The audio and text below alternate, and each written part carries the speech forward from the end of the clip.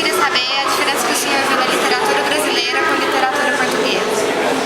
Eu acho que a literatura brasileira, em particular a literatura mais contemporânea, tem um respeito pela oralidade e pela linguagem que deriva um pouco da expressão oral, mais do que a literatura portuguesa. A literatura portuguesa está muito marcada por uma norma mais clássica e menos respeitadora da oralidade.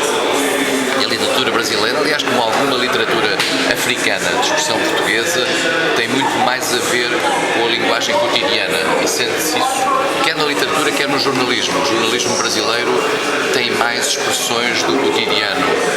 A literatura portuguesa, eu diria que nós tratamos o português com mais cerimónia que o Brasil. É essa a diferença que eu vejo.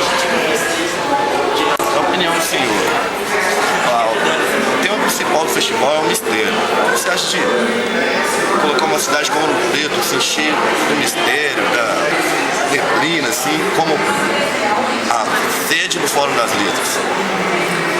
Eu já venho ao Fórum há vários anos. Ouro Preto é uma cidade mágica, porque é uma cidade que para nós, portugueses, tem também o mistério do passado, porque nós aqui encontramos em Ouro Preto, nós nunca tivemos o nosso passado em Ouro Preto, mas encontramos o nosso passado em Ouro Preto, porque esta é uma cidade em que nós encontramos uma espécie de um Portugal que nós nunca tivemos. Portanto, há aqui um recriar de algum mistério em relação ao nosso próprio passado. E acho que Ouro Preto é a cidade ideal para isso e, portanto, acho fenomenal que se tenha conseguido transformar esta cidade numa reflexão que inclui expressões brasileiras, portuguesas, africanas e até de outros países, e uma reflexão que no fundo diz muito relativamente àquilo que é o mistério desta cidade, o mistério histórico desta cidade como elemento fundacional do Brasil.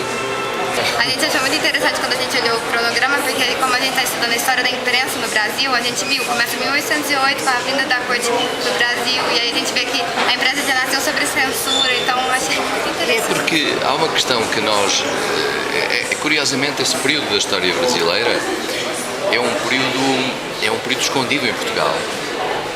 A vinda da corte é um período que a historiografia portuguesa escondeu, porque foi considerado durante muitos anos que a vinda da corte era uma espécie de vergonha, era uma espécie de fuga. E tem sido a literatura brasileira, e em particular a historiografia brasileira, que tem trabalhado um pouco mais o caráter da vinda da corte, o elemento da natureza estratégica que a vinda da corte tem, até para a própria soberania portuguesa, e o impacto, e esse é o aspecto que o Brasil estuda mais naturalmente, o impacto que a vinda da corte teve no sentido de transmutar para aqui uma massa crítica que acelerou a independência do Brasil. Quando Dom João chegou aqui em 1808, ainda não era rei, era príncipe, quando fez a abertura dos portos, quando trouxe a escola médica, tudo isso, o Dom João estava longe de pensar que o Brasil ia ser independente em 1822. O Dom João, ao fazer tudo isso aqui, ao trazer a imprensa, no fundo está a pensar que está a trazer o Império Português para aqui e que este provavelmente vai ser o centro do Império. Há uma coisa que poucas vezes se fala. Toda a gente diz muito sobre a vinda da Biblioteca do Rei. E toda a gente acha que a Biblioteca do Rei veio para aqui porque as tropas napoleónicas ameaçavam Portugal e, portanto, era preciso trazer a Biblioteca do Rei. É mentira. A Biblioteca do Rei veio para aqui, já as tropas napoleónicas tinham saído de Portugal. O que significa que havia uma intencionalidade objetiva de criar aqui uma massa crítica para criar aqui a capital do Império. O que hoje se prova é que o Dom João tinha pensado que, em função das novas realidades a nível mundial, o Império Português deveria ter uma sede aqui, e o Brasil era a sede do Império Português.